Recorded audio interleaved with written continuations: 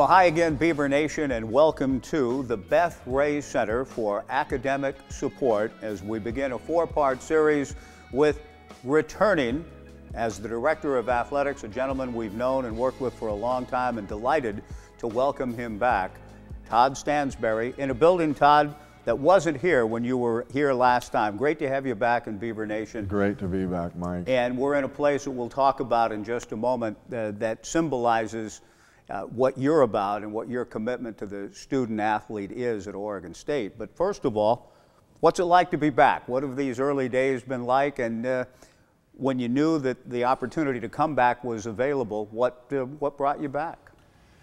Well, it's a little surreal at this point to be back because this isn't anything that, well, in the back of my mind I thought maybe someday. It's not something I anticipated, that's for sure. So when the opportunity presented itself, it was obviously something that I was interested in. We have Karen and I obviously have a lot of friends from our last stint here at Oregon State, and we know the community, we know the institution, and so it was definitely something I was interested in taking a look at. You know, Todd, everybody that has been hired here recently, and I think of people such as Wayne Tinkle or Gary Anderson, those two in particular, who talk about the importance of a place and how a special place. Gary said he's had his eye on the place for a long time. Wayne Tinkle would not have left Missoula unless there was something special about the place. So what about for you and Karen to come back in terms of the place and what it's meant to you, and again, part of what motivated you to say, yeah, we're going home, so to speak? Sure. Well, I mean, you look at this intercollegiate athletics and the number of programs that you would be interested in potentially working at, and then you look at where are they located and would you want to live there. And the list that where it's a program you would be interested in and it's a place you would like to live is actually pretty small. It gets pretty small. And Corvallis is a special place. And you know, when we first came here in the early 2000s, we thought it was going to be a 3 to 4 year stint, and it was 9 years. And the only reason I left is because I had a great opportunity. And I was able to pass on a lot of opportunities along the way because we were so content here and we did love it here, and so we knew it was going to take a special job that to lure us away. So you went down to Central Florida. Tell us, before we come back to where we're sitting here in the Beth Ray Center for Academic Support and talk about your vision going forward now as the Director of Athletics here. What were the biggest things you gleaned and learned at Central Florida that you bring back with you to Oregon State? Sure. Well, the Central Florida situation was just an incredible experience for so many reasons, and I think really have prepared me to be a much better athletic director. If you go back to the 3.5 years ago, they were facing major NCAA violations infractions case. They were getting ready to go into the Big East. And so I went into a situation where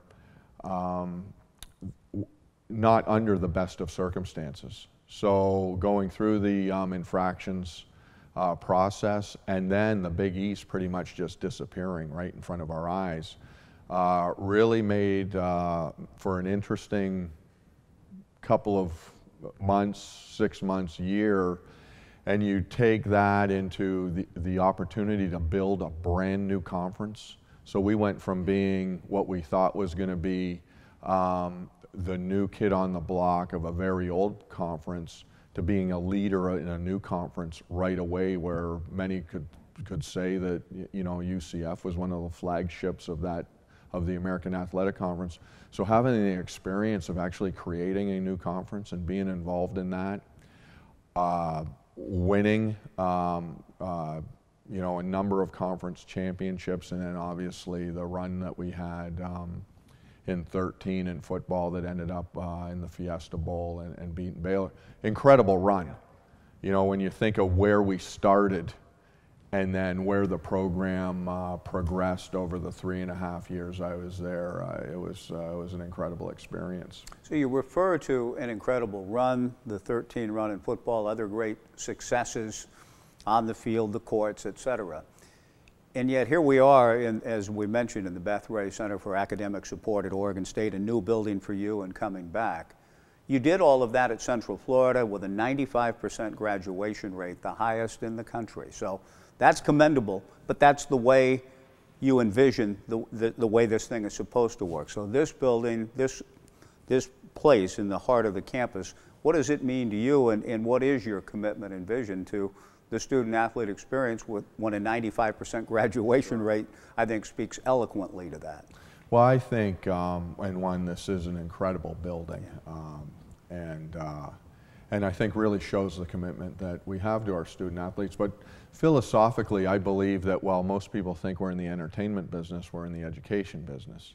And we have an incredible opportunity because these young people, because they want to play a game, will do what we ask them to do. And so it's up to us to ask them. And I just think that at the core of what we do, that intercollegiate athletics is a vehicle where we can teach young people to ultimately become great leaders. And I look at graduation as really the beginning, not the end of the road. And while I know that we'll be judged on wins and losses and graduation rates, and we were extremely proud, and I'm proud of, you know, that 95% graduation rate, but ultimately is what are your student athletes doing 5 and 10 years after graduation? And that's where our focus will be, is how are we preparing our student athletes to compete at the highest level once they leave Oregon State, and once they leave being the athletic, whether they're pros or this is the last game they play.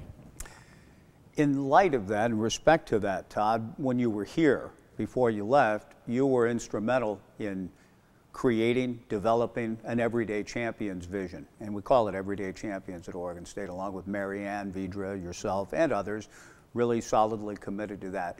Tell us what Everyday Champions means, first of all, the term, and its continuing place at Oregon State under your watch. Yeah, Everyday Champions means that these student athletes are champions every day, not just game day. And that while most people know what they do by the ticker on ESPN or the box scores, that there's so much more to the story than the wins and the losses. And when you look at what they do the other 6 days of the week, they're champions there too. And that's where we're using the athletic experience to produce what I call market-ready graduates. You know, with the skills that the business leaders, whether it's Portland, Orlando, you name it, they're looking for graduates that are prepared to compete, that can work in teams, that are used to working in diverse work environments. We're in the most diverse work environment in the world in intercollegiate athletics, that are mentally and physically tough. You know, so I just view the whole idea of the Everyday Champion concept is that we are producing graduates that are prepared to compete at the highest level in whatever endeavor they decide to take on once they graduate from here. You know, Todd, you mentioned not just what happens during the time a student athlete is here, but 5, 10, 15 years down the road, lifelong relationships are built. And the importance of coaches and all of the people involved, yourself, in terms of being involved in student athletes' lives. I would imagine for you, there's people that have been there your entire life since you can remember back to your days at Georgia Tech and on through. So tell us a little bit about that, the importance of mentors, coaches being mentors, and not just skilled in X's and O's. We want that, of course, but what about the other parts in supporting this vision that you're talking about? Sure. I mean, I credit really all the success that I have to the support and the guidance that I received from my coaches at Georgia Tech, and specifically my head coach, who was Bill Curry. I see my opportunity to go to Georgia Tech on a football scholarship as a fork in the road for me in one of those life-defining moments. And I believe that that's what we're offering to the student athletes here at Oregon State as well. Coaches are instrumental. They're the most, they have the most influence on these young people, and that's why it's so important that our coaches see their role as being much more than just X's and O's, but they are changing these young people's lives.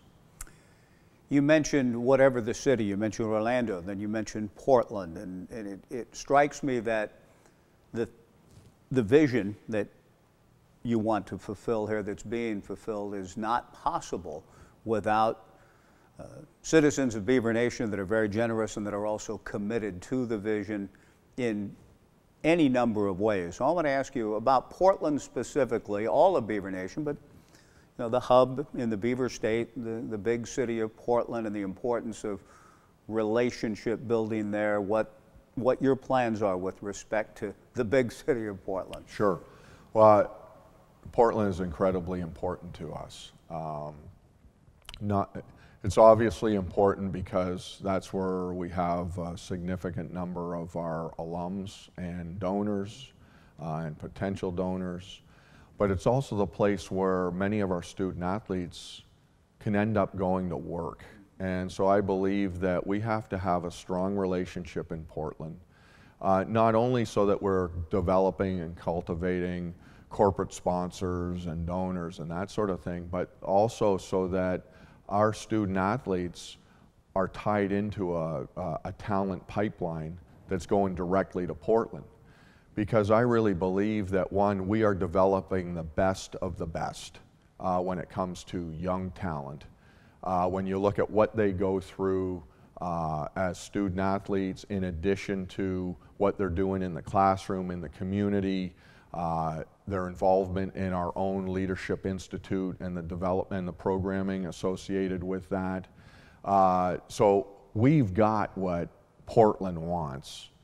And I believe that it's my responsibility to make sure that I build those connections so that our student athletes have opportunities up there. And then when they're up there as young professionals, that they're involved in that community just as they were involved in this community, and that we can be a positive. Because ultimately what we want is for our student athletes to be leaders in their community. And with Portland just up the road and the importance it has to the entire state, I believe we have a responsibility to create those connections, because if we don't do that, especially since we recruit from all over the country, many of these very, very talented young people will just go home, and we need to keep them here. How do you go about doing that when you say creating connections and building those kinds of relationships? How does that work for you as the Director of Athletics here? Sure. Well, one of the programs that we've developed is called the First Round Draft Choice Program. And the idea behind that is that it is a corporate partnership program that is based on not your typical marketing partnership, which is signs in the stadium, radio reads, those types of things. It's based on human resources. And so what we ask our partners to do is help us design programming that ensures that we are developing the types of skills they're looking for in our student athletes. And we want to go a step further, and that's having their executives involved in the delivery of that programming. So actually having them teach our students in our Leadership Institute what it is they say they want. The idea being that if they're involved with our student athletes over the course of 4 years, they'll know who their first round draft choices are going to be. The value proposition to them is we all know what a bad hire costs. So what if you actually had a 4-year runway and a hand in developing this talent before they ever got to the interview process? Do you think you'd be able to find the best fits for your company and make sure they had the skills? We think so. And so that's one of the programs that we're bringing with us from Central Florida that I think is a great way for us to connect with the business community in Portland. And Todd, are there any other specific things that as you say, bring with you that, I want to get back and kind of wrap it up here in a moment about how things may have changed around here since you've been gone, what changes jump out at you, but what sort of things you're bringing with you, the first round draft choice program, anything else from a vision standpoint that, hey, you learned something down there that you want to implement here? Well, actually, one of the things I'm doing is I'm bringing human talent with me. And the interesting thing is that a lot of the programming that what we developed and implemented at UCF was created here when I was here at Oregon State. So I'm thinking Beavers Without Borders. Right. We have Knights Without Borders. We did develop the first round draft choice program there, but it was all based on what we had started here as part of our career planning and placement program. It's just the evolution of the programming that we had already begun, created, and implemented here.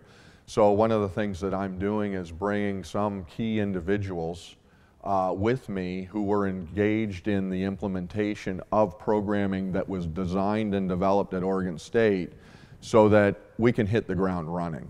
And so that's one of the key components I think that will help us move quickly is that I'm bringing people that are familiar with Everyday Champions, Beavers Without Borders, and all the other programming that's already in place here. And finally, as we kind of finish this first part of 4 parts, visiting with Director of Athletics Todd Stansbury. Sitting in this building, we mentioned that this is new, but what else has jumped out at you just coming back in terms of what you see and the vibe and the feel and all of that? I know it's a special place and probably that didn't change, but what jumps out at you maybe that's a little different as you look around and get a feel in returning here after 3.5 years down in Orlando? Sure, well there's obviously the basketball practice facility, which was just getting started when I left, and seeing that beautiful facility it's pretty awesome. The Valley football project that's on the board that we look to kick off here in the coming months. So from a bricks and mortar standpoint, those are some significant developments since I've been gone. I think the other thing is just the general excitement that people have, you know, with Gary Anderson, Wayne Tinkle, and what Scott Ruick is doing, and of course Pat Casey, and you look across the board, there's so much success in so many of our programs, that gymnastics and so there's just, I just feel like there's a critical mass of success and excitement that is just looking to really explode. And finally then, in terms of that excitement, which I feel as well, in Beaver Nation there's a palpable sense of that, but in terms of Beaver Nation and growing it and what Beaver Nation can do to help support everything you've just articulated, what is your message to Beaver Nation in this format to say, hey, come on board with us and be part of this? How can they? What's the best way, in your view, a general message to share with them? Well, the best way is obviously their financial support. And so I guess my message is you got to get off the sidelines and you got to get in the game. We are in a high-powered, highly competitive conference. Some think in football it's surpassed the SEC as being top to bottom the most dominant conference. So we can't afford to have anybody in Beaver Nation just sitting on the sidelines. So we need them to make the commitment and become part of our Beaver Nation, which is our fundraising arm. Obviously, we want them at games. We're very fortunate in that in many of our sports, football, the basketballs, baseball, you know, gymnastics, we get a lot of television coverage. There's nothing that says more to the commitment to a program to potential recruits than full venues and the excitement associated around full venues. So we need you to buy tickets. But we realize not everybody is in proximity, so everybody can be supporting us through their financial contributions. And it doesn't really even matter how many zeros are on that check. We need them to write the check. And you know, there's a lot of You know, there's a lot of great history surrounding Oregon State and our ability to do more with less, but I think we got to get away from that mentality. I think that while I fully appreciate us being the underdogs and all that, we're not the perennial underdogs anymore. And with the support of our entire Beaver Nation, we can be the dominant player because we have so many advantages. Location, this community.